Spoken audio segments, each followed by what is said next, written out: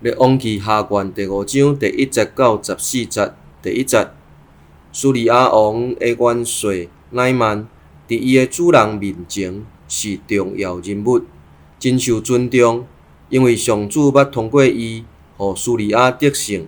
伊是强猛的勇士，毋过得到麻风病。有一遍，叙利亚人规定出去，对以色列地掠一个查某囡仔，伊就侍候乃曼的某。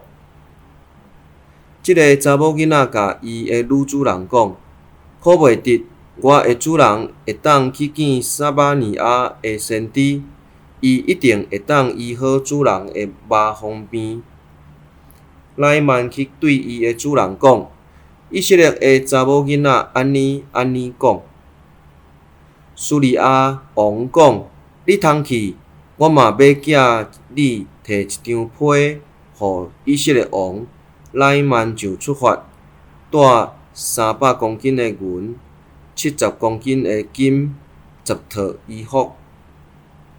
伊阁将迄张被摕互以色列王。被内安尼写：“我派我的人臣乃曼摕被去见你，你着医好伊的麻风病。”以色列王被看了，就拆离伊的衫，讲：“我检视上帝，会当互人死，互人活。即个人竟然派人来我遮，叫我着医好伊的人性的麻风病。请恁真着想，看即个人安怎找空找芳攻击我。”上帝重用的人以利沙听见上以色列王拆离伊的衫，就找人去见王讲：“你是安怎拆离衫？互迄个人来我遮，伊就知以色列中有先知。”乃曼就带伊的马车队来，停伫以利沙的厝门口。